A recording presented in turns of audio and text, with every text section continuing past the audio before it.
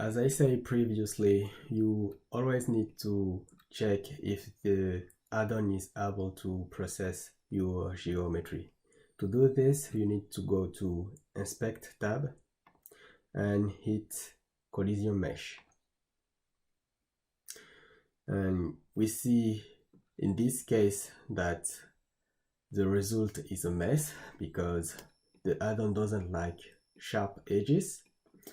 And to fix this, we can add a bevel modifier with some segment applied, and if we hit collision mesh again, we see that it's fixed all the issues. Also, we could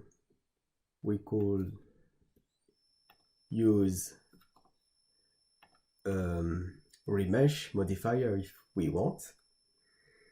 A remesh modifier with the desired resolution, and if we run collision mesh again, we see that it's work.